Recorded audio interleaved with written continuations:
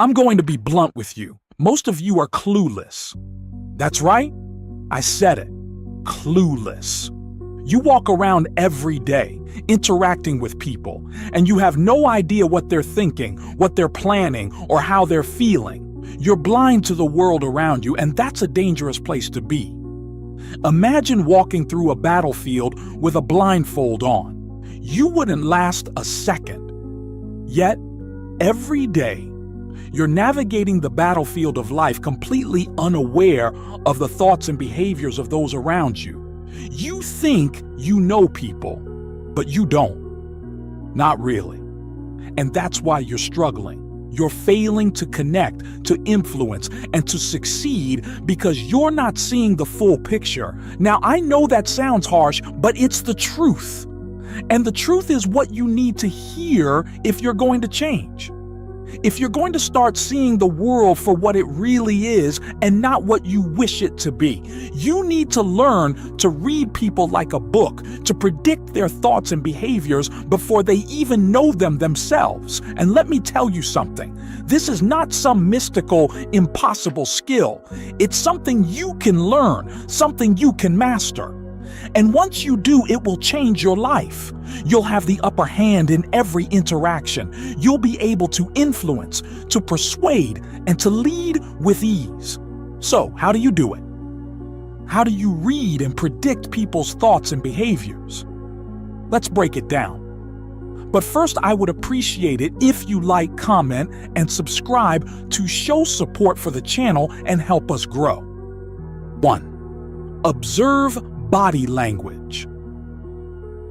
It's the most honest form of communication because it's often subconscious. People can lie with their words, but their bodies will often betray them. Pay attention to how people stand, how they move, and where they look. Are they open and relaxed or closed off and tense? Are they making eye contact or avoiding it? These clues will tell you a lot about what's going on in their heads.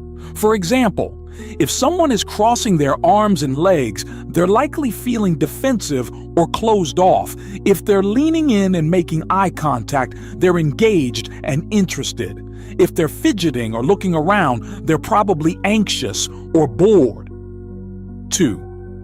Listen to the words they use. People reveal a lot about their thoughts and feelings through their choice of words. Pay attention to the details, the tone, and the context. Are they speaking in absolutes or uncertainties? Are they using positive or negative language? Are they talking about themselves or others? For instance, if someone keeps saying, "I think," or "I believe," it shows they're unsure or hesitant.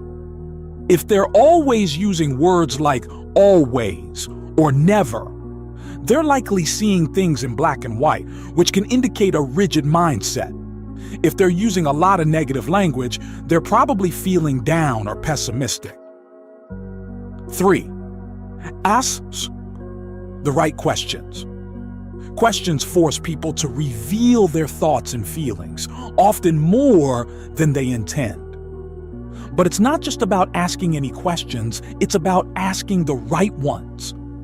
Open-ended questions are your best friends here. Instead of asking yes or no questions, ask questions that require more detailed responses. For example, instead of asking, "Are you happy with this project?" ask, "What do you think about this project?" The latter will give you much more insight into their true thoughts and feelings. Follow up with more probing questions based on their responses, and you'll start to see the bigger picture. 4. Pay attention to patterns. People are creatures of habit. They have patterns in their behavior, and if you pay attention, you can predict what they're going to do next. Look for these patterns in their actions, their speech, and their reactions.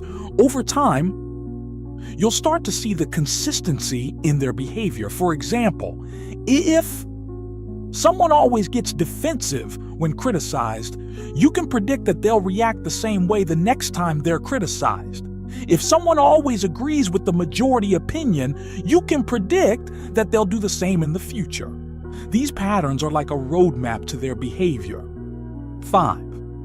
Understand their motivations. To truly read and predict people, you need to understand their motivations. What drives them? What are their goals, fears, and desires? Once you understand what motivates someone, you can predict how they'll behave in different situations. For example, if you know someone is driven by a need for approval, you can predict that they'll go out of their way to please others. If you know someone is motivated by fear of failure, you can predict that they'll avoid taking risks. Understanding motivations gives you a deeper insight into people's behavior. 6. Empathy. Put yourself in their shoes. Empathy is a powerful tool. It allows you to put yourself in someone else's shoes and see the world from their perspective.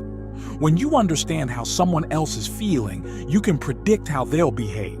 For example, if you know someone is feeling stressed, you can predict that they'll be more irritable and less patient. If you know someone is feeling happy and confident, you can predict that they'll be more open and cooperative. Empathy helps you connect with people on a deeper level and understand their behavior more accurately. 7. Learn from experience. Experience is a great teacher. The more you interact with people, the more you'll learn about their behavior. Pay attention to the outcomes of your interactions and learn from them. Over time, you'll start to develop an intuition for reading people. For example, if you notice that certain behaviors consistently lead to certain reactions, you'll start to recognize those patterns more quickly. The more you practice, the better you'll get at predicting people's thoughts and behaviors. 8. Trust your instincts. Finally, trust your instincts. Your gut feelings are often based on subtle cues that your conscious mind might not even notice. If something feels off, it probably is. If you get a good vibe from someone, trust that feeling. For example, if you feel like someone is lying, even if you can't pinpoint why, trust that instinct. If you feel like someone is trustworthy, even if you don't have concrete evidence, go with that feeling. Your instincts are a valuable tool in reading and predicting people. Remember, this is not about manipulation or deceit. It's about connection and influence. It's about understanding people on a deeper level and using that understanding to build better relationships, lead more effectively, and succeed in every area of your life. If you found this video useful, don't forget to like and subscribe to show your support and help us grow.